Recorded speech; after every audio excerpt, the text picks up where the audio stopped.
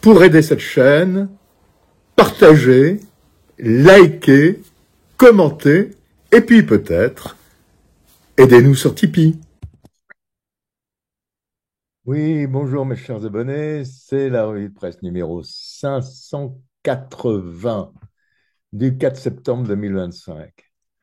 Alors aujourd'hui, encore une fois, M. Macron roule des mécaniques, si je puis dire. Il affirme maintenant que les 26 pays vont pouvoir s'investir en Ukraine, envoyer des troupes ou aider les troupes qui y seraient, c'est-à-dire les nôtres finalement, nous pauvres Français, en Ukraine pour préserver la paix. Mais le problème, c'est que la Russie n'en veut pas de ces troupes. Ils ne veulent pas des troupes de l'OTAN en Ukraine. Apparemment, ils accepteraient des troupes indiennes, des troupes chinoises, des troupes africaines, mais certainement pas des troupes otanesques. C'est même pas la peine d'y penser. Alors, là, je vais vous passer France 24 qui nous raconte justement, qui va nous raconter évidemment ce qui s'est passé tout à l'heure à l'Élysée. Mais attention à ces chaînes de télévision, parce que, je vais revenir là-dessus. Vous vous rappelez l'histoire de von der Leyen qui avait tourné pendant je ne sais combien de temps en Roumanie ou en Bulgarie, je ne sais plus, parce qu'elle avait été agressée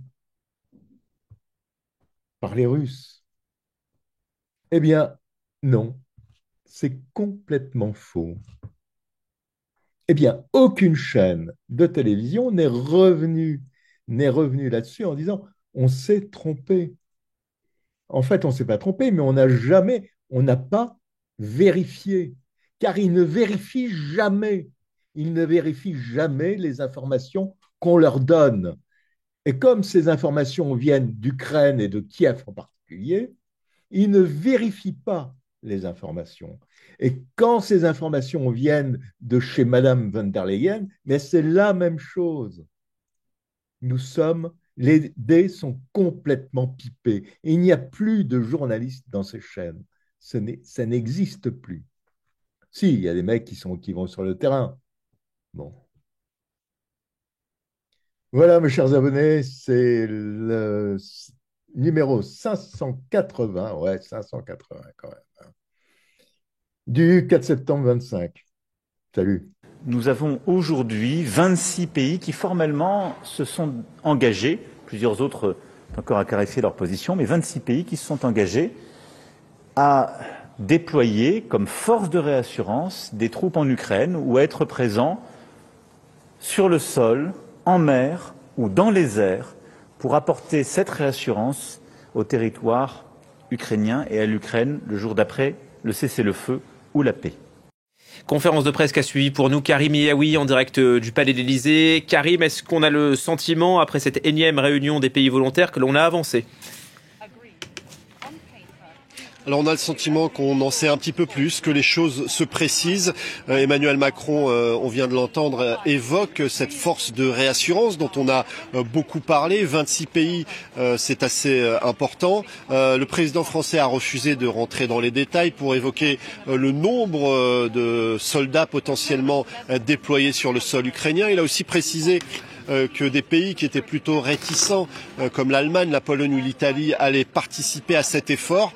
Pas forcément en ayant des hommes sur le territoire ukrainien, mais en offrant par exemple la possibilité d'utiliser des bases dans la région. Donc là-dessus, on a avancé. Le président français a réaffirmé la nécessité que l'Ukraine n'ait pas de limitation de format ou de capacité en ce qui concerne son armée. Il a aussi expliqué que désormais 60% des armes qui étaient utilisées sur le territoire ukrainien étaient d'origine ukrainienne, parfois avec des collaborations avec des pays européens.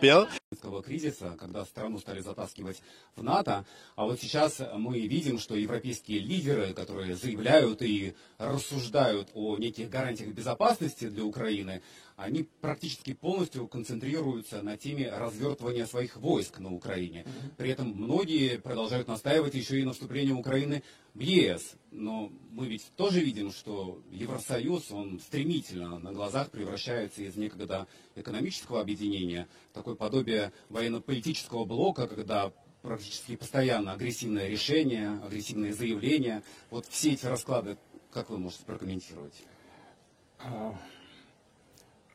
Я согласен с теми, кто считает, что каждая сторона имеет право выбирать, сама выбирать систему обеспечения своей безопасности.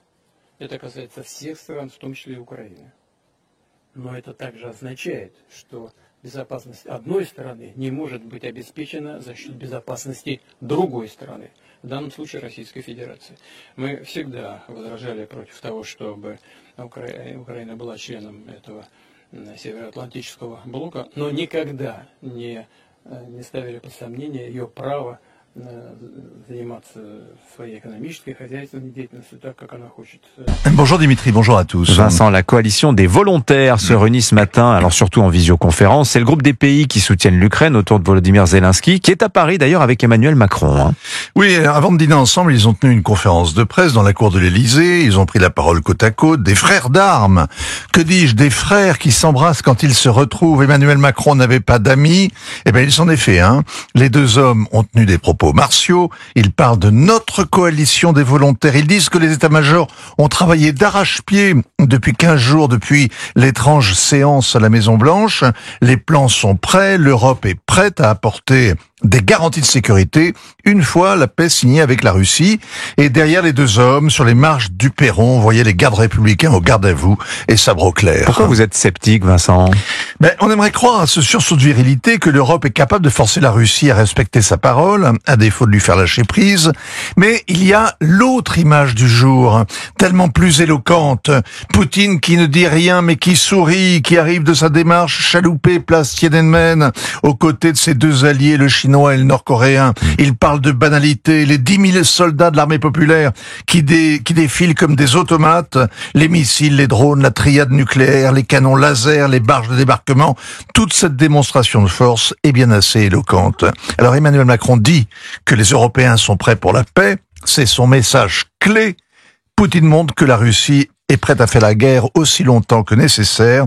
Macron a peut-être une clé, mais la porte est murée. Alors, de son côté, Donald Trump a semblé piqué au vif en regardant le défilé chinois. Il a réagi sur son réseau social en félicitant le Chinois et en lui demandant de transmettre son salut amical aux Russes et aux Coréens qui conspirent contre l'Amérique. Alors, il y a du dépit dans ce message sur True Social, et pour cause. D'abord, China is great again. Son armée n'est plus un tigre de papier.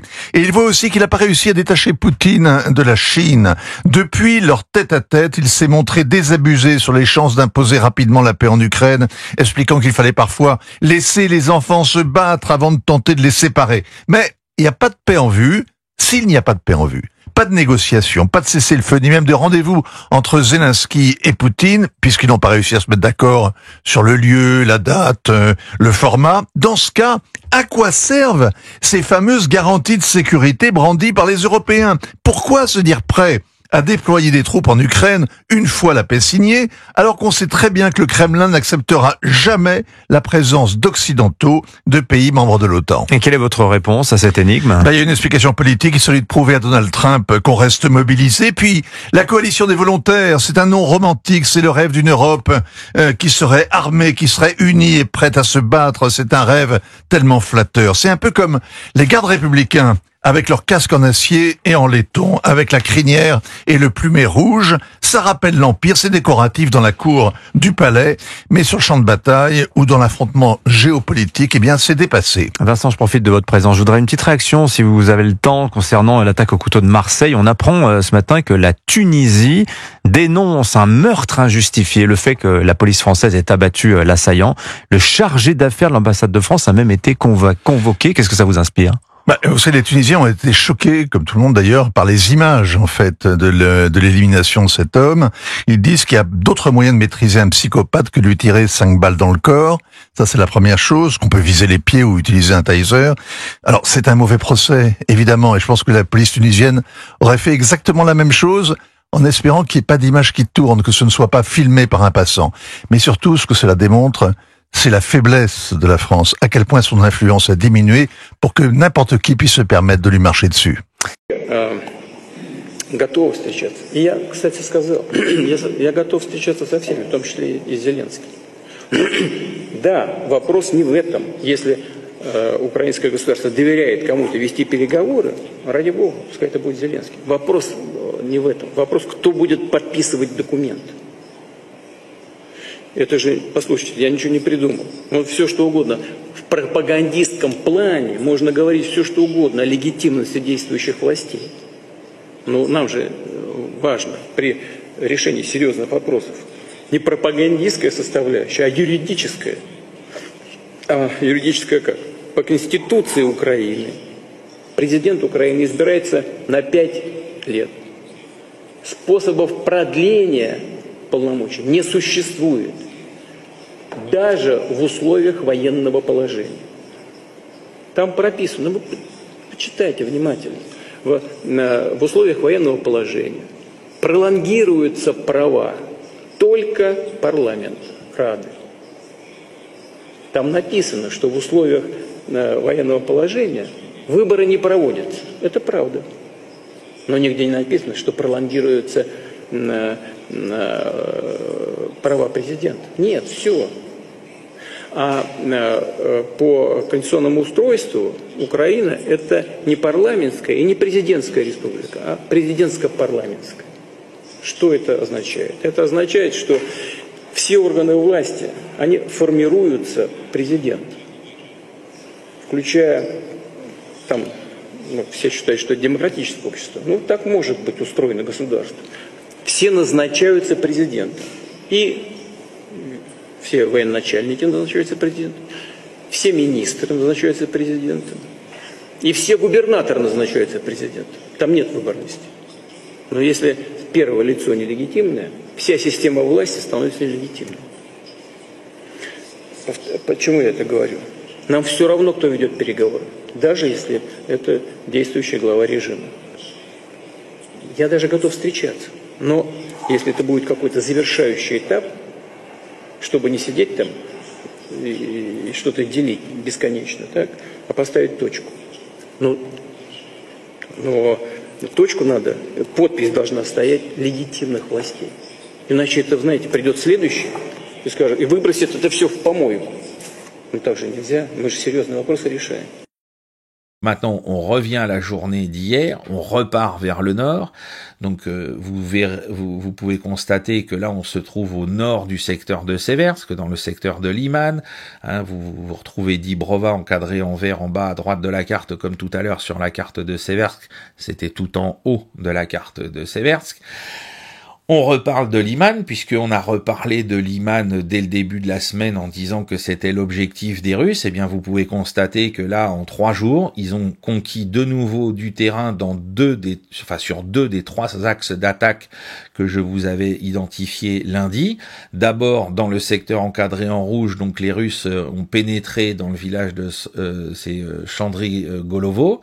Et puis, ils se trouvent désormais donc au sud de au sud de Derilovo, donc il progresse sur ce premier axe d'attaque que j'avais identifié. Il progresse aussi sur l'axe d'attaque sur lequel ils n'avaient pas progressé lundi, au centre, hein, donc ils avancent au sud de Kolodesi, et puis maintenant il y a des combats à l'intérieur de Mirnoye, parce que là le but c'est de sécuriser les flancs de cet axe d'attaque. Le seul axe sur lequel il n'y a pas eu de progression au cours des 72 dernières heures, c'est celui qui est encadré en orange, hein, Zarishnoye et Torskoye. Là, il n'y a pas eu de nouveaux gains de terrain par l'armée russe dans ces 2 localités. J'aimerais vraiment discuter avec vous du nouveau tournant pris à Washington concernant la manière d'interagir avec la Russie dans cette guerre par procuration. Après tous ces efforts pour promouvoir une solution diplomatique, d'abord avec la rencontre de Trump avec Poutine, puis avec les Européens, on constate aujourd'hui que la rhétorique de Trump a un peu changé. Il va désormais envoyer plus de 3000 de ses missiles IRAM à moyenne portée en Ukraine. Eh bien, je pense qu'il est important de relier cela au message que Trump a publié avant cette annonce, qui insinuait que, vous savez, sous Joe Biden, l'Ukraine n'avait pas la possibilité d'attaquer la Russie, et que par conséquent, on ne peut pas vraiment se défendre si on ne peut pas attaquer la Russie. L'implication, c'est qu'il envisageait de donner à l'Ukraine les moyens de mener des opérations offensives contre la Russie. Et puis, soudainement, on a eu cette annonce concernant les 3200 missiles ERAM, les ERAM. Donc, si on fait le lien entre les deux, on se dit voilà, Donald Trump donne maintenant à l'Ukraine la capacité de lancer des opérations offensives contre la Russie, dans le but, en quelque sorte, de rééquilibrer les forces.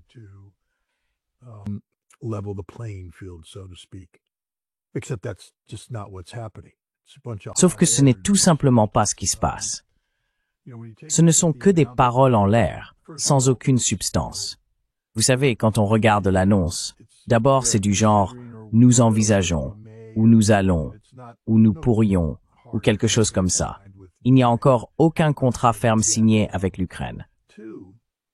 Ensuite, si vous regardez les principaux sous-traitants impliqués et que vous creusez un peu, l'un d'eux a un contrat de 34 millions de dollars pour développer un seul prototype de missile. Un seul prototype de missile.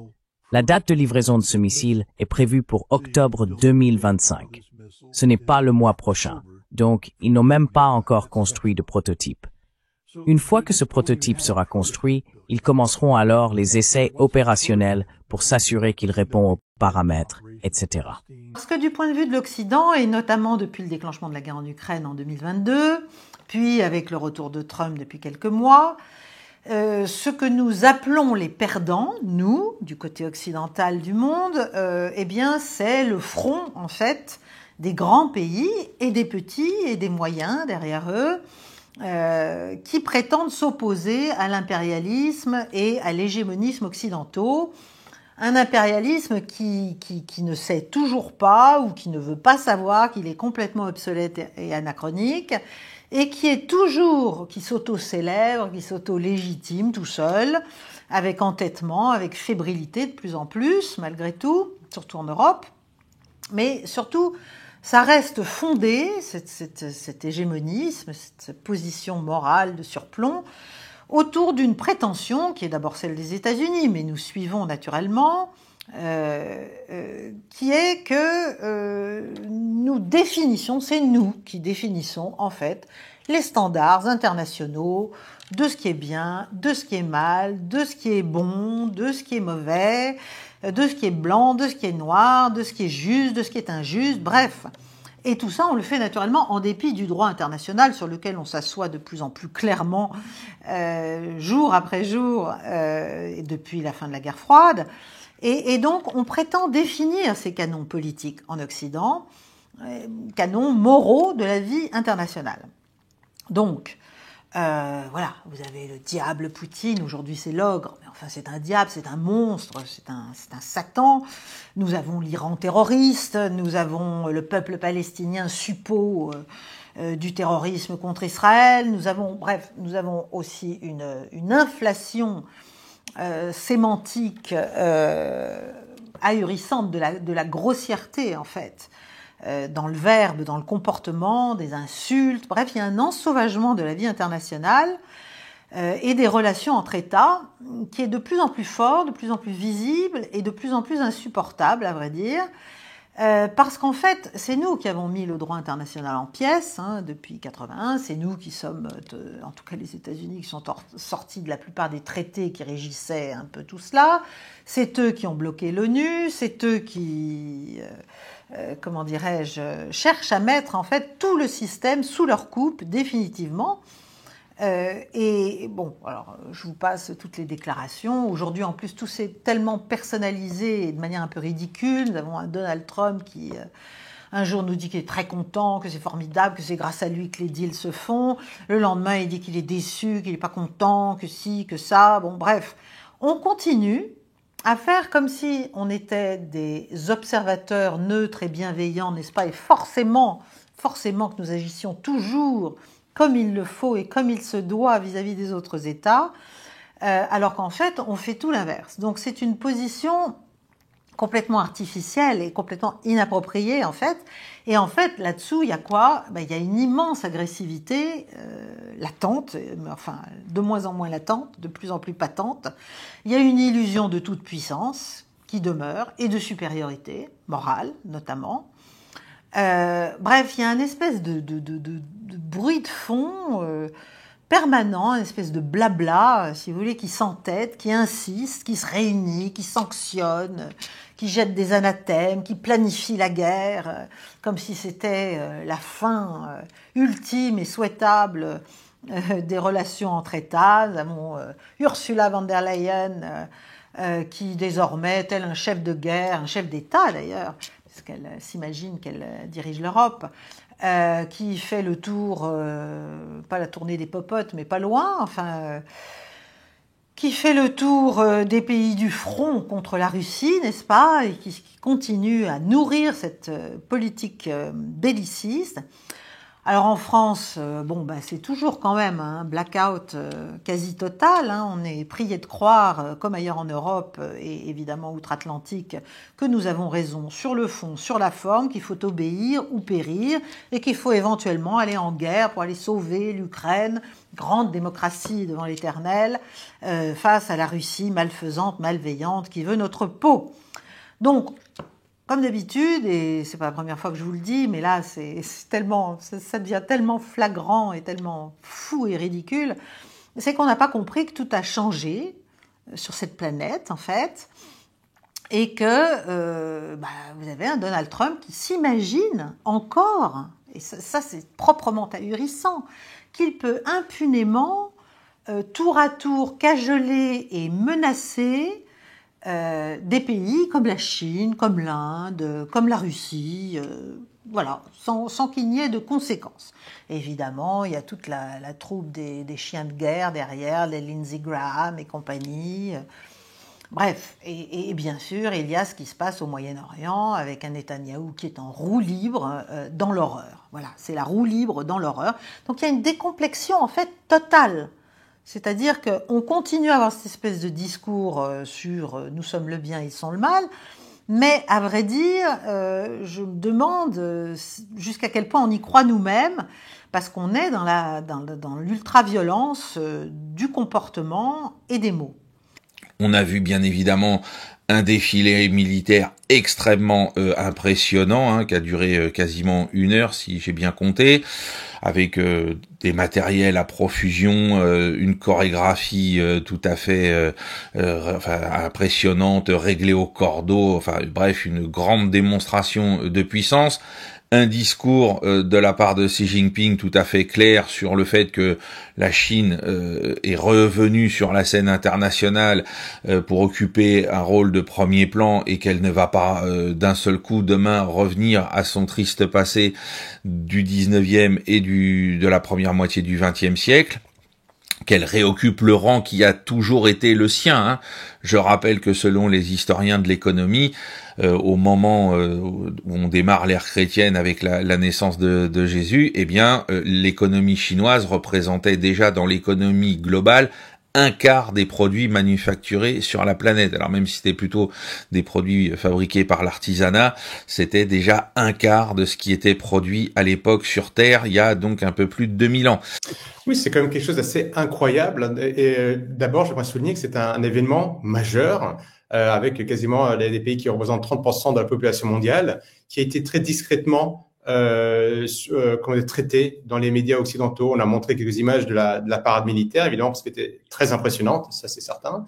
Mais on n'a pas parlé du fond des sujets. C'est-à-dire qu'il y a en Asie un groupe régional avec des pays qui dialoguent, qui discutent, non pas sur la supranationalité, mais sur un dialogue intelligent de construction, de création de richesses à travers les infrastructures, à travers des projets universitaires, à travers des projets scientifiques, à travers des projets économiques, et que ce pôle de l'organisation de coopération de Shanghai est en train de grandir, attire de plus en plus de personnes et de personnes on a souvent montré du doigt en Occident en disant regardez, c'est les méchants, ce sont les personnes qui sont isolées. Puis on se rend compte que ces personnes ne sont pas isolées, qu'elles ne sont pas méchantes, qu'elles sont fréquentées même par des personnes européennes. Il y avait quand même le premier ministre slovaque qui était Fico qui était là, le président slovaque Fico qui était là, le président Vučić de Serbie qui était là. On avait Erdogan de Turquie, membre de l'OTAN, qui est de rentrée de l'Union européenne, qui était là. Donc, on a un pôle régional qui se développe à bas bruit. On a tort de pas en parler parce que c'est clair et net que c'est une région de la Terre qui, elle, connaît une croissance économique et qui a un projet politique. Le discours de fin de ce sommet de Xi Jinping, le président chinois, est très clair sur la volonté de ces pays-là de participer à l'élaboration d'un nouvel, alors le terme passe mal, mais on va dire d'un nouvel ordre mondial, mais pas dans le sens de George Bush où cet ordre est un ordre américain imposé aux autres, mais il le dit, un ordre où il y a un respect du droit international, où il y a de la coopération, où on respecte les souverainetés. Ce sont les mots mêmes de Xi Jinping, et je pense que c'est extrêmement intéressant. Et on a l'impression que c'est la copie inversée de ce que nous promouvons, de ce qui a été fait de l'ONU, qui est vraiment plus que jamais un machin. On a vu que c'était une espèce de cachex pour les politiques étrangères américaines. D'ailleurs, c'est Boutros-Ghali, l'ancien secrétaire général des Nations Unies, qui avait dit que les Nations... Je ne parle même pas des positions de la Russie tout de suite après la fin de la guerre froide et pendant une bonne décennie, qui était de vouloir rentrer finalement, non seulement dans l'OTAN et pourquoi pas dans l'UE, mais en tout cas de vouloir reprendre langue, retrouver des relations normales, etc. Trouver un équilibre. Et pendant ce temps, nous, face à ça, on s'imagine, bien sûr, puisqu'on ne voit les choses qu'en termes de pouvoir, de brutalité, de domination et d'écrasement des autres, on s'imagine que cette tempérance, cette modération, cette volonté de jouer le jeu, eh bien, c'est le signe d'une faiblesse, n'est-ce pas? C'est forcément le signe d'une faiblesse, parce qu'on a une vision tellement primitive des rapports humains et des rapports de force que bon. Donc, notre morgue redouble. Hein, et à vrai dire, à mesure que notre efficacité géopolitique, stratégique, économique diminue, la morgue redouble. Bon, ce qui est... Voilà, mais on voit pas la contradiction, on est dans ce qu'on peut appeler une fuite en avant, mais il y a quand même une part de conviction là-dedans. Hein, donc on croit que les autres sont faibles et que finalement il suffit de redoubler de brutalité pour que ça marche. Bon. Mais les résultats ne suivent pas, et c'est là qu'on est, il y a un os, quoi, si vous voulez. D'abord, la Russie gagne en Ukraine. C'est clair, c'est net, c'est voilà. Bon, la Syrie qui a été portée à bout de bras pendant longtemps pour éviter qu'elle ne tombe dans l'escarcelle des Israéliens, des Turcs et des Américains, eh bien, elle a fini par tomber parce qu'elle a été minée soigneusement et durablement par nous, par nos sanctions, par les incendies de récolte, par des récoltes syriennes, par la bronca contre la livre syrienne, etc. Mais elle est là, et l'Iran, lui, a tenu tête, y compris à l'Amérique, pas seulement à Israël et à ses provocations et à ses agressions, mais aussi aux États-Unis eux-mêmes. Et on voit bien que les résultats de ce qui s'est passé de la fameuse guerre des 12 jours et de ce qu'a fait Trump pour soi-disant oblitérer, n'est-ce pas, le programme nucléaire iranien, en fait, c'est pas du tout le cas. Donc on voit bien qu'il y a un équilibre malgré tout. Du côté d'Israël, on voit que Netanyahou s'enfonce dans une politique d'extermination pure et simple du peuple palestinien, et Trump a maintenant un plan, un bon businessman, qui vient d'être dévoilé par le Washington Post, où il offrirait $5 000 aux Palestiniens après les avoir laissés être réduits en miettes ou affamés. On leur offre $5 000, 4 ans de loyer, quelques autres petites compensations, n'est-ce pas, pour s'en aller.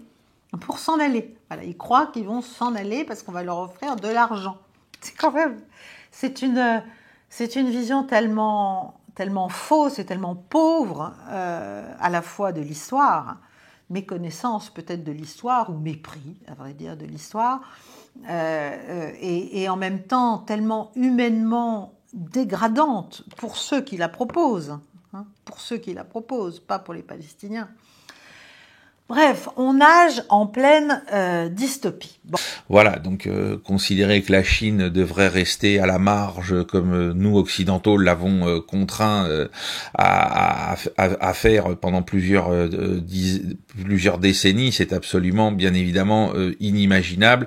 Et donc aujourd'hui, voilà, la Chine réoccupe sa place. C'est pas une place de première puissance hégémonique qui contrôlerait le monde sur le modèle américain, mais c'est pour rayonner avec une économie qui se veut donc capable d'occuper la majorité des marchés du monde avec entre guillemets une politique de comptoir, de réticulation du monde. Il n'y a pas besoin d'occuper militairement, de dominer même culturellement les pays concernés. Il y a juste besoin d'avoir accès au marché européen, africain, sud-américain ou américain tout court pour vendre les produits chinois, et puis c'est tout. Et je rappelle que ceux qui ont remis la Chine sur les rails dans l'économie mondiale, eh bien, ce sont les Occidentaux, avec l'intégration de la Chine dans l'Organisation mondiale du commerce. Il y a c'était au tournant à la fin du XXe siècle, si ma mémoire est bonne, autour du début des années 2000, que ça s'est opéré. Donc, et ensuite, on a laissé les transferts de technologie se faire, etc., pour leur permettre de se développer. Donc, faut pas venir aujourd'hui s'étonner qu'ils aient récupéré la puissance qui va avec ces moyens. Enfin, ce serait tout à fait stupide et un peu schizophrénique comme comportement. Voilà. Mais quand même, on assiste à l'exaspération de cette logique qui s'invalide toute seule par sa radicalité, si vous voulez, la logique occidentale. Parce qu'il y a une radicalité dans l'horreur, il y a une radicalité dans la prédation, il y a une radicalité dans la, comment dirais-je, la brutalité de comportement et l'outrance, en fait. Bon. Et finalement, ça pousse une immense partie du monde à devoir prendre parti contre elle, alors qu'elle n'en avait pas forcément envie. Bref, la morale a clairement déserté complètement l'Occident, en tout cas les gouvernements occidentaux, parce que les populations, il y a quand même une frange des populations qui est révoltée contre pas mal de choses et qui le montre, mais voilà, les démocraties occidentales sont ainsi faites que ça ne porte pas forcément de conséquences politiques. La pression monte certes contre Israël, la pression monte aussi contre Donald Trump qui est en panne clairement, mais il est en panne parce que sa méthode est c'est comme un cautère sur une jambe de bois, si vous voulez, ça ne traite rien. Voilà, il suffit pas d'être exubérant, de faire plein de déclarations, etc. En fait, il a réussi à coaliser contre lui en quelques mois tous les grands pays. Je ne parle même pas de l'Europe, mais tous les grands États et ses rivaux, ses concurrents, avec lesquels il aurait dû reprendre le dialogue. Reprendre le dialogue. Vous voyez, je dis, quand on voit ces responsables, ces chefs d'État qui se retrouvent pour parler du développement, de la construction, avec des projets concrets, et nous, nos responsables européens, se retrouvent pour parler de la guerre. Donc, on est deux salles, deux ambiances. Et quand on regarde les moyens qu'on aurait, nous, pour faire la guerre, et quand on voit la manifestation de l'armée populaire chinoise, on se dit, est-ce qu'on a vraiment choisi les bons ennemis? Parce que je pense qu'il y avait évidemment un message qui était derrière ce défilé, de se dire que la Chine ne compte pas se faire envahir une deuxième fois. La Chine est revenue au premier rang, ça a permis des rencontres importantes avec d'autres dirigeants internationaux. J'étais très surpris de voir qu'on avait des anciens premiers ministres néo-zélandais et un ancien premier ministre ou ministre des Affaires étrangères japonais qui étaient présents, donc c'est très fort symboliquement. Voilà, donc ça veut dire que les États-Unis, après les propos que Donald Trump a tenus sur le fait que la Chine aurait pu les remercier, c'est vrai, sans la victoire éclatante des forces américaines dans le Pacifique et l'aide apportée à la Chine dès 1937. Les Américains, notamment dans le domaine aérien, ont aidé comme l'Union soviétique, l'armée de Chiang Kai-shek dès les années 1937-1938, au moment où l'invasion japonaise commençait. Donc ça a donné d'ailleurs, pour ceux qui aiment bien les bandes dessinées comme moi, le personnage de Buck Danny est issu notamment de ces histoires de tigres volants, etc. Et donc qui formait les pilotes chinois dès 1937-38, ne l'oublions pas. Et les pilotes soviétiques, eux, se battaient aussi avec l'armée nationaliste. Ils n'étaient pas en soutien direct des maquis communistes de Mao Tse-tung. Et le monde, pendant ce temps, regarde. Le monde perd ses pots de saucisson devant les yeux, si vous voulez. Et donc, il y a cette coagulation qui se fait. Et donc, on peut dire que ce que nous considérons comme étant les méchants, les perdants, sont en fait de plus en plus les gagnants. Et là, ils sont gagnants parce qu'en fait, ils sortent du jeu. On ne joue plus, si vous voulez. Si vous ne voulez pas faire de compromis, si vous ne voulez pas dialoguer, si vous ne voulez pas trouver un équilibre, si vous ne voulez pas tenir compte de nos préoccupations, bon, eh bien, fort bien. Vous pensez que « the winner takes it all », comme dit la chanson et comme dit l'expression, eh bien ce sera nous, les gagnants. Ce sera nous. Et tant pis pour vous. Et c'est ce qui est vraiment en train de se produire. Et il est effrayant que personne n'en prenne conscience chez nos gouvernants en Europe, en France évidemment, mais partout en Europe et aux États-Unis. Bien évidemment, on voit à quel point nous, Européens, on est complètement à côté de tout ça, qu'on a décidé depuis longtemps d'abdiquer d'une part toute espèce de puissance et puis d'autre part toute diplomatie intelligente avec l'ensemble de ces gens-là. De telle sorte à pouvoir continuer d'avoir des rapports constructifs. Voilà, donc là tout le monde s'affolait. Ah là là, mon Dieu, bah oui, c'est comme ça. Faut pas. Vous avez donc, comme je le disais, voulu que la Chine, tout à fait légitimement, réintègre le concert des nations par le commerce. Eh bien, voilà le résultat en 25 ans qui est tout à fait spectaculaire. Et donc, ça leur permet de se doter de forces armées qui sont à la hauteur de cette puissance. Mais aujourd'hui, c'est devenu un défi beaucoup plus ouvert, justement parce qu'ils ne jouent plus. C'est clair qu'ils ne jouent plus. Il y a une radicalisation face à nous, mais que nous avons fabriquée, que nous avons provoquée.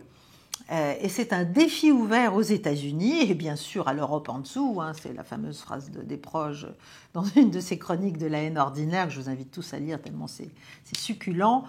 Il parlait de cette fameuse... ce fameux dîner dans une sous-préfecture de province, et il expliquait qu'il y avait le gratin et les pâtes en dessous. Bon, c'est nous les pâtes, c'est l'Europe. Voilà, le gratin, on pourrait dire que c'est l'Amérique, c'est l'ironie naturellement, et les pâtes en dessous, c'est nous. La Chine est aujourd'hui le premier pays mondial en PIB en parité de pouvoir d'achat. C'est un exportateur majeur, et d'ailleurs, n'oublions pas que nous avons créé aussi en partie la Chine, non pas par nos invasions du début du siècle dernier, des siècles derniers, mais parce que nous avons permis de délocaliser nos entreprises. C'est-à-dire qu'au lieu d'investir dans nos outils de production, au lieu d'investir et d'acheter local, au lieu de protéger nos marchés dans une certaine limite, eh bien, on a préféré prendre la solution. Nos responsables politiques l'ont permis et nos responsables économiques ont choisi la solution de facilité de délocaliser en Asie et en Chine. Et on a établi des usines là-bas, on a appris aux Chinois comment faire. Et on a juste oublié que les Chinois sont un vieux peuple. La Chine est une vieille nation. C'est un peuple intelligent. C'est un peuple travailleur. Une fois qu'il a compris comment faire nos baskets, une fois qu'il a compris comment faire nos automobiles, il fallait être vraiment extrêmement naïf pour penser qu'ils allaient continuer à garder 1-2% des ventes du produit et qu'ils n'étaient pas au bout d'un moment intéressés par la marge. Et qu'ils allaient se dire, attendez, moi, je vais le faire moi-même, ça. Ça y est, je sais faire des voitures, je vais les faire. Et comme je suis un peuple studieux, et comme j'ai investi dans la recherche et le développement, et comme j'ai investi dans mes ingénieurs, je vais faire des voitures électriques aussi, mais je vais faire des voitures électriques plus performantes que celles que je fabriquais avant pour les Occidentaux. Voilà la situation dans laquelle on est aujourd'hui. La Chine dispose de missiles hypersoniques dont les Américains ne disposent pas. You know that they're trying to develop a new currency. It's going to take some years. It's not going to happen overnight. That is pegged to gold. And India, China, and Russia probably are sitting on the largest concentration of gold in the world right now. And a lot of us are beginning to wonder how much gold we've actually got under the streets in New York, London, and Fort Knox. We'll have to find out at some point. But the bottom line is, this is a new era that is coming. And they've already got 40 plus nations willing to join this new currency. India, China, and Russia, of course, are at the center of this, at the core of it. And this is seen as a rebellion against our financial dominance that has been so, I would say, from their standpoint, certainly destructive in so many ways for so long. Là, on vient d'avoir une séquence en Asie. Alors, on a appelé ça, dans la presse occidentale, on a très peu parlé, le moins possible, naturellement. On a expliqué que c'était un sommet régional, n'est-ce pas ? C'est une très très grosse région quand même, la Chine, plus l'Inde, plus la Russie, plus tout un tas d'autres pays. Vraiment, oui, c'est régional, c'est vrai, c'est une partie du monde, mais c'est une partie qui représente, à vrai dire, plus de la moitié maintenant. Donc, il y a une séquence qui vient de se produire entre le sommet de l'Organisation de coopération de Shanghai qui s'est tenu à Tianjin, puis aujourd'hui même, au moment où j'enregistre cette émission, les célébrations grandioses à Pékin, place Tiananmen, de la capitulation, enfin de la grande victoire, si vous voulez, dans la Seconde Guerre mondiale, de la Chine et de la Russie, et d'ailleurs, à vrai dire, aussi des États-Unis à l'époque, n'est-ce pas ? Mais bon, là, manifestement, on a oublié tout ça, contre le Japon. Et donc, là, il vient de se passer quelque chose d'énorme, si vous voulez. C'est une démonstration tellement flamboyante et tellement indépassable du nouveau rapport de force qu'on ferait bien quand même de s'y intéresser. Si nous parlons de Taïwan, et une grande partie de ce discours sur l'agressivité chinoise prend toujours sa source dans des discussions sur Taïwan, ce que je rappelle toujours aux gens en Occident, c'est que l'Occident reconnaît que Taïwan fait partie de la Chine. L'agressivité dont on parle est en réalité celle de certains Occidentaux qui cherchent à séparer Taïwan de la Chine. Donc même en ce qui concerne Taïwan, toutes les mesures prises par la Chine visent à protéger son territoire reconnu internationalement, ce qui par définition les rend défensives.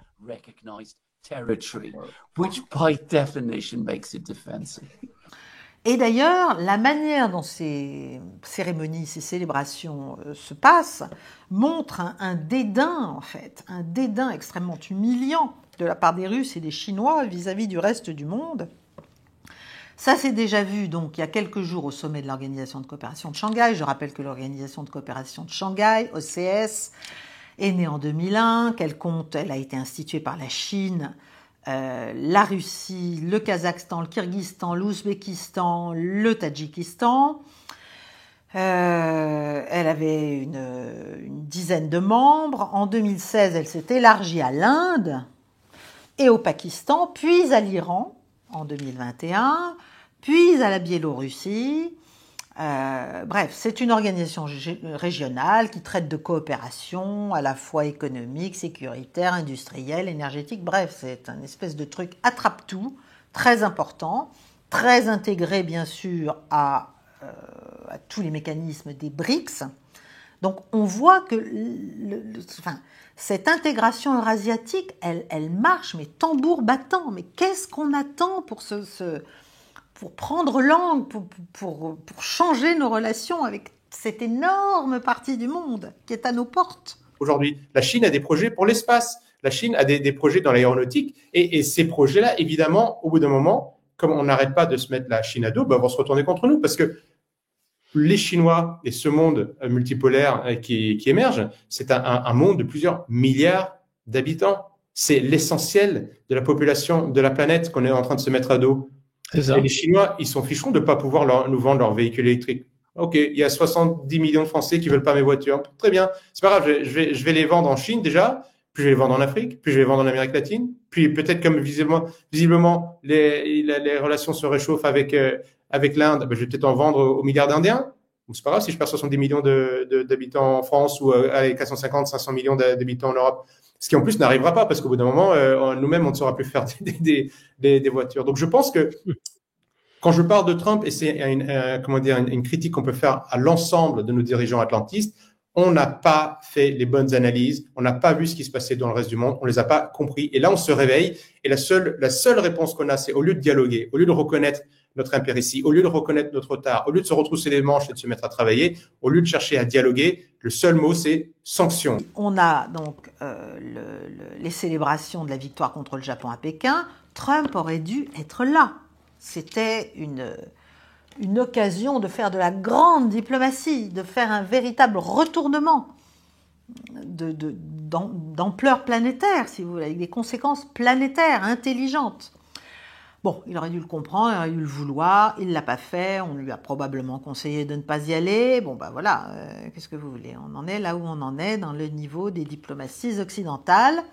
En tout cas, il est clair que là, il y a un trio qui s'est affirmé à Tianjin, où Modi a été très très bien reçu par Xi. Donc le rapprochement sino-indien se fait avec la Russie comme grand facilitateur, mais il se fait aussi parce que Trump a très mal agi vis-à-vis de l'Inde, en voulant d'abord la séduire, puis après lui appliquer des tarifs douaniers léonins.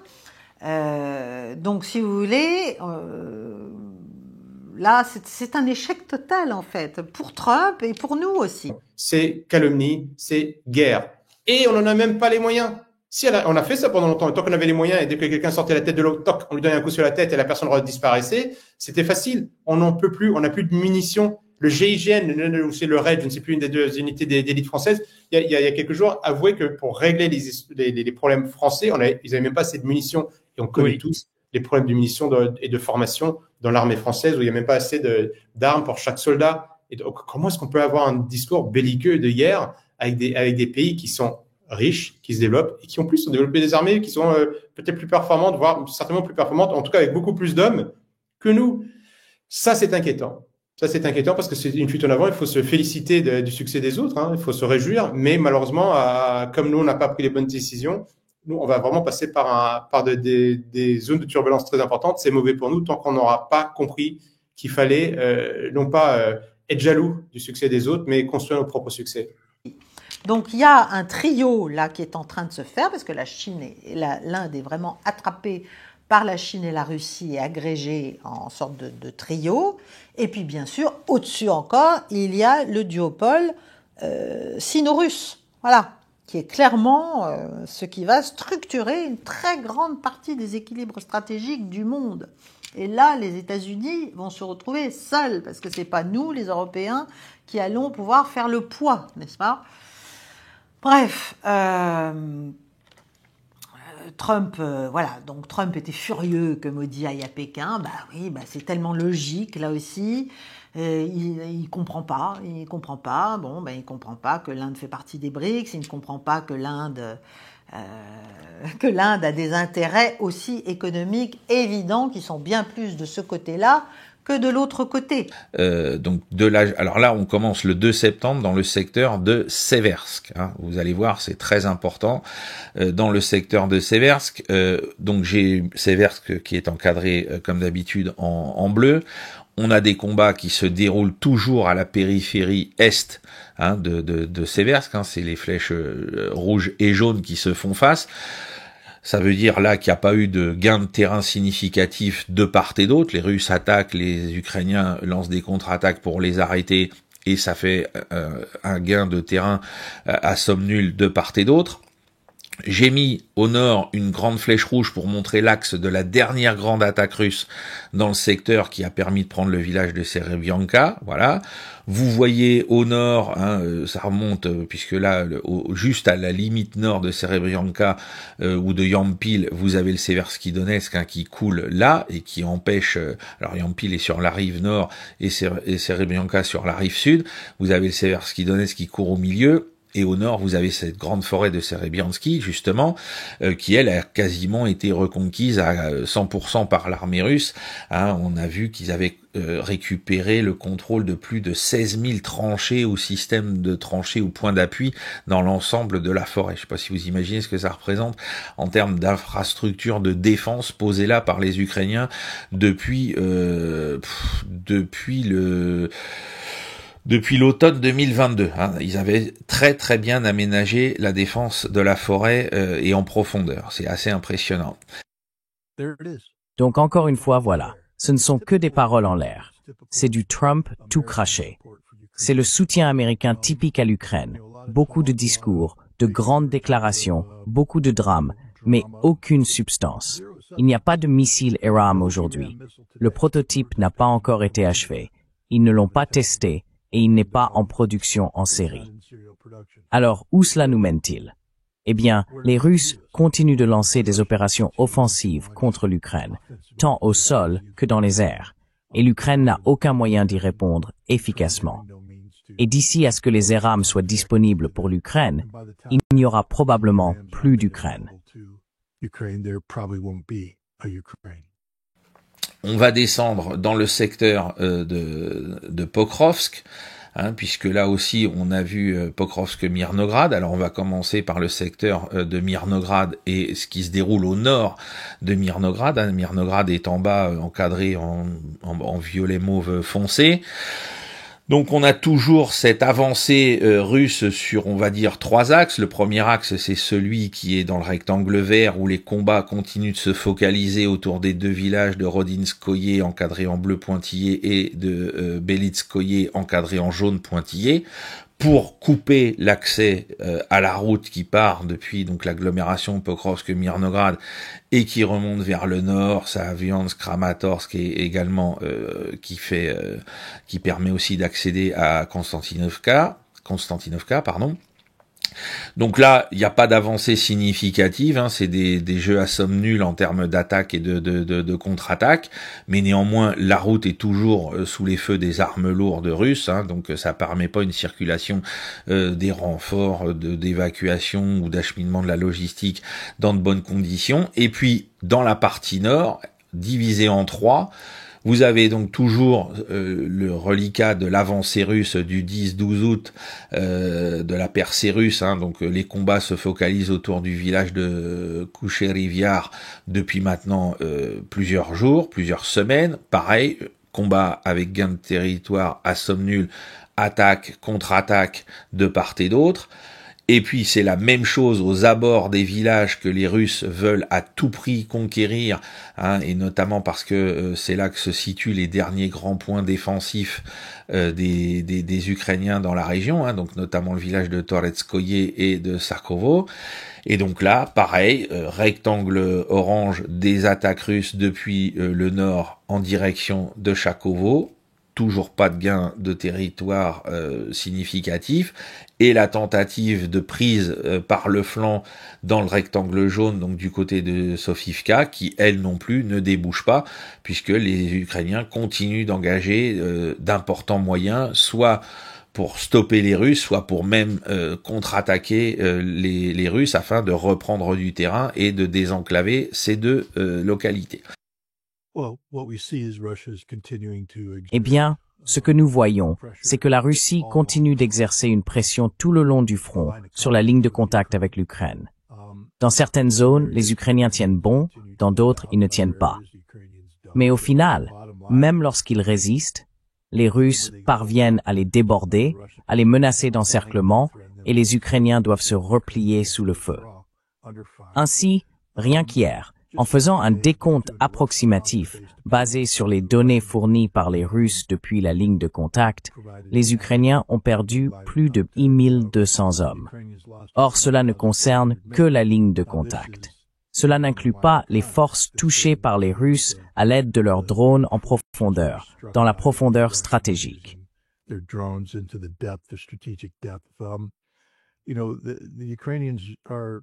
Les Ukrainiens sont en passe de perdre entre 2000 et 3000 hommes par jour.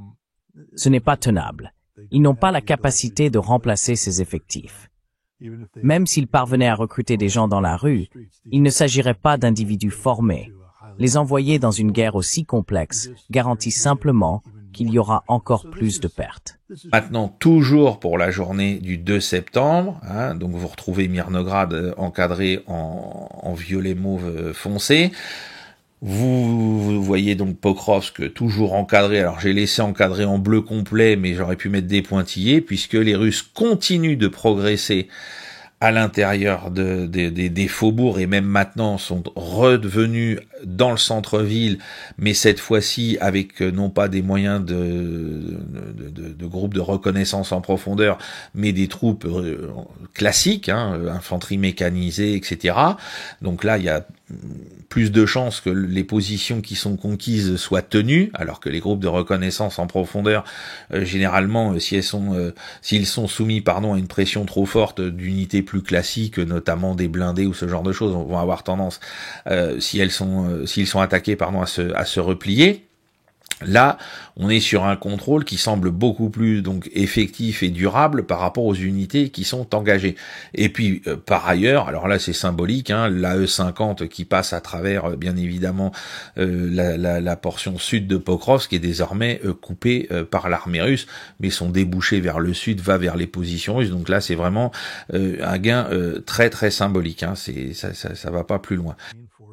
Il reste encore des forces ukrainiennes capables d'opposer une résistance compétente, et cela demeure un conflit moderne d'une très grande intensité. Mais les Russes l'emportent sur toute la ligne de contact. Je tiens à rappeler que le mois le plus meurtrier pour les forces américaines pendant la Seconde Guerre mondiale a été avril 1945, le dernier mois complet de la guerre. C'est à ce moment-là que l'armée allemande avait pratiquement été vaincue et était en retraite.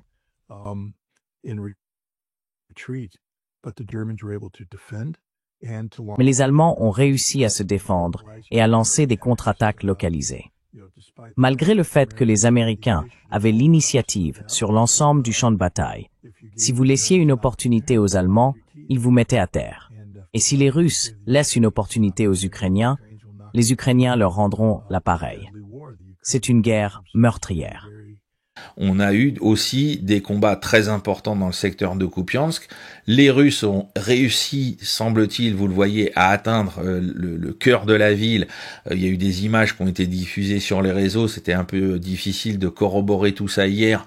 Donc là, avec la cartographie, on a pu en avoir la confirmation hier en fin de journée. Les Russes sont bien arrivés au cœur de Kupiansk, et donc les images où on voyait un soldat avec un drapeau sont donc confirmées. Un soldat russe avec un drapeau national russe au cœur de la ville sont bien confirmés. Alors par contre, les Russes ont perdu Sobolevka, c'est ce que j'ai mis dans un cercle pointillé bleu. Il y a eu une contre-attaque ukrainienne qui a réussi à reprendre le contrôle de ce village pour menacer le flanc de l'opération russe par le sud. Donc on va voir si le fait que les Russes aient progressé également depuis Moskovka en direction du centre-ville va leur permettre d'endiguer cette contre-attaque ukrainienne, parce qu'elle peut menacer l'ensemble de l'opération qui donc maintenant semble se diriger directement vers Kupiansk et non plus vers un encerclement de Kupiansk, puisque là, vous voyez, il y a quasiment un quart de la ville qui est passée sous le contrôle de l'armée russe hier. Les Ukrainiens montrent qu'ils sont des adversaires très compétents et aguerris. Mais l'héroïsme seul ne suffit pas à gagner. Il faut du nombre, il faut de la logistique, il faut du commandement et du contrôle. Il faut toutes les choses dont les Ukrainiens manquent. Donc les Russes, vous savez, sont en train de gagner. Dans les airs, ce n'est même pas un combat. L'Ukraine n'a pas la capacité d'assurer une défense aérienne coordonnée sur des cibles stratégiques, des cibles importantes.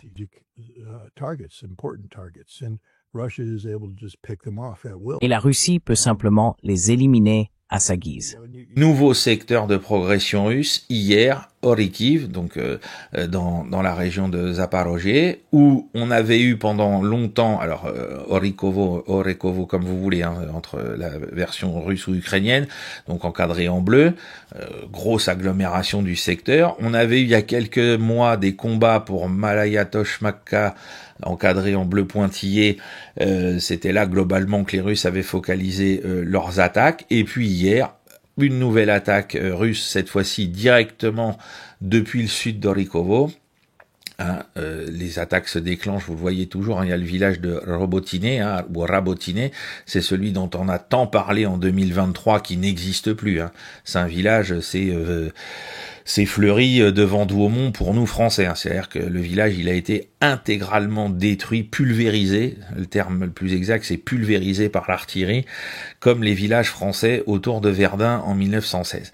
Et donc, au nord de cet ancien village, les Russes ont lancé une attaque en direction de Novodanilovka avec, alors, quel objectif, c'est difficile à dire. Ce qui est très impressionnant, c'est que les combats, alors on fait peu de pertes, puisque les Russes revendiquent 60 tués, blessés, prisonniers ou disparus du côté ukrainien, en termes d'hommes, mais par contre en termes de matériel, on est sur 9 véhicules à moteur, 2 pièces d'artillerie, 4 stations de guerre électroniques, donc encore une fois un aveuglement partiel cette fois-ci, j'imagine, du dispositif ukrainien dans la région, et un dépôt de matériel. Avant les bombardements israéliens, ce bâtiment en ruine était une école de Gaza gérée par l'ONU. Mais aujourd'hui, c'est un abri de fortune pour ces Palestiniens. Et cette année encore, il n'y aura pas de rentrée scolaire à Gaza, aux grandes dames des enfants. 2 années de notre vie ont été gâchées. Sans la guerre, je me préparais pour la rentrée scolaire. J'achetais des stylos et des fournitures scolaires. Aujourd'hui, nous cherchons de l'eau et de la nourriture. Au lieu d'étudier, je dors à l'école. On porte un sac de vêtements à la place d'un cartable. On ne joue plus et on n'apprend plus. On vit à l'intérieur de l'école où on est déplacé. 660 000 enfants ne sont pas scolarisés à Gaza selon l'ONU. L'organisation alerte contre le traumatisme permanent de la guerre et le risque d'une génération perdue, semant les graines de la haine et de nouvelles violences. Une réalité à laquelle leurs parents sont confrontés. La seule chose que mes enfants ont à faire, c'est rester à la maison sans rien faire. Nous essayons de leur donner des cours, de jouer avec eux, mais malheureusement, nous avons commencé à observer des comportements inappropriés chez tous les enfants, car ils ne mènent pas une vie normale. Malgré l'intensification de l'opération militaire israélienne à Gaza, certains enseignants de l'enclave refusent de jeter la craie et donnent leurs cours dans des tentes qui font office de salle de classe. Les enfants vivent ici sous des tentes, dans des conditions difficiles, en pleine guerre, sous une chaleur torride. Nous n'abandonnerons jamais l'éducation qui est le plus important. Une personne éduquée peut tout accomplir. Même si à Gaza, on espère reprendre une scolarité normale, le chemin du retour à l'école s'annonce difficile. Près de 90% des écoles de l'enclave ont été détruites par Israël.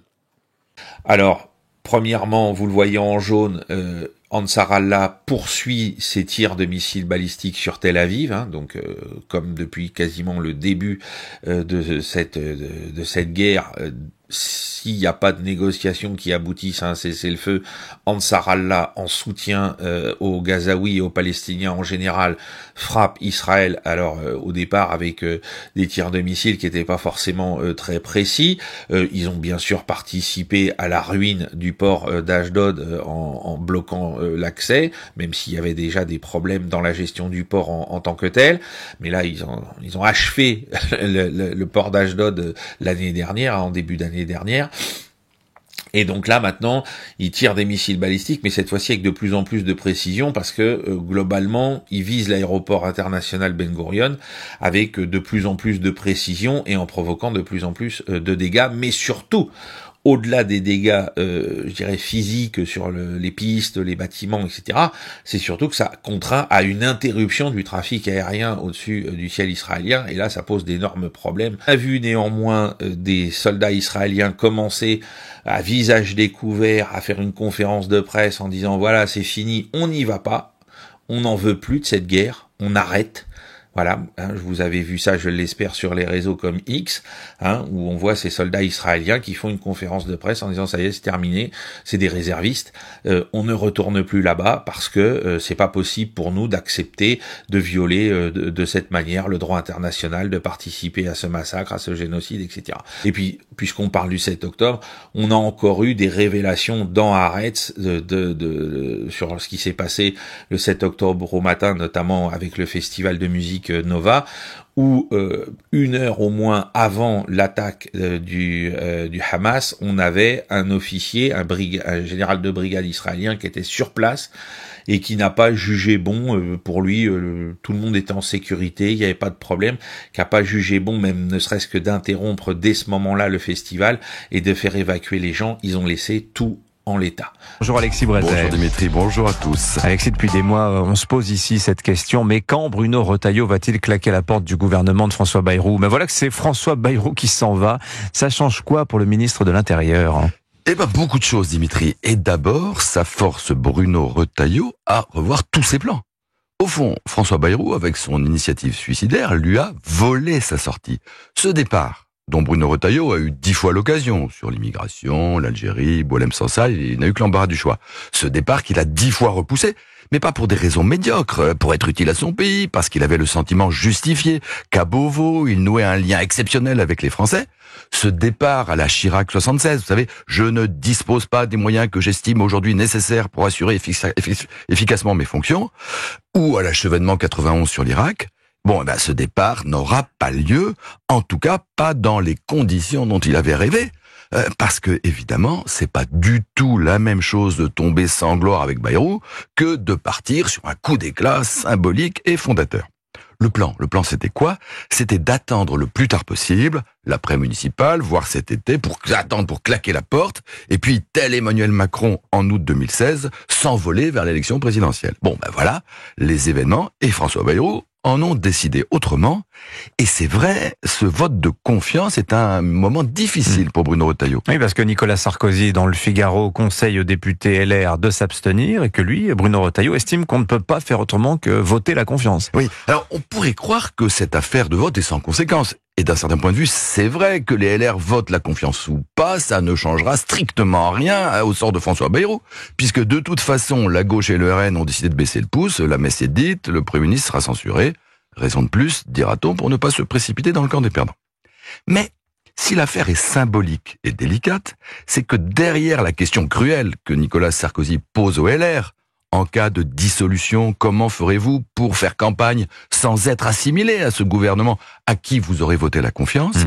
Eh bien, derrière cette question se cache une autre question, adressée celle-là à Bruno Retailleau. À la présidentielle, vous, comment ferez-vous pour faire campagne sans être assimilé à ce camp macroniste que vous aurez donné le sentiment de soutenir si longtemps? Et ça renvoie le ministre de l'Intérieur à un dilemme qu'il aurait bien voulu repousser encore un peu. Partir, rester, that is the question, comme on dit en Vendée. Et alors, quelle est votre réponse, Alexis?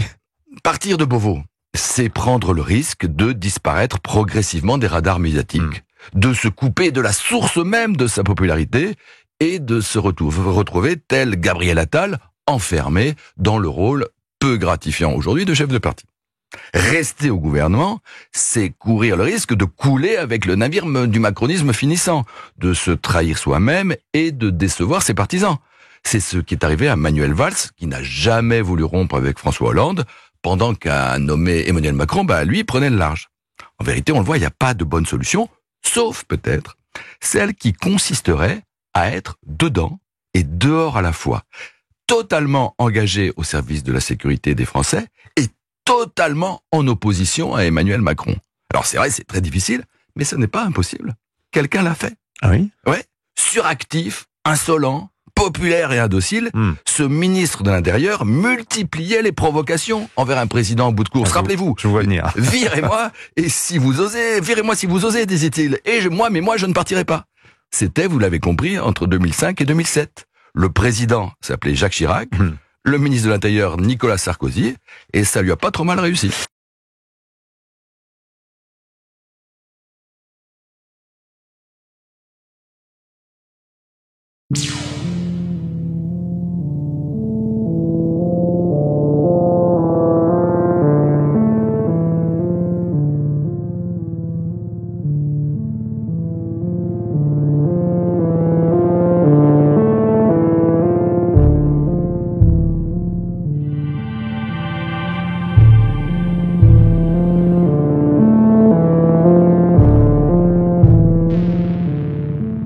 Alors, pour aider cette chaîne, partagez, likez commentez, et puis peut-être, aidez-nous sur Tipeee.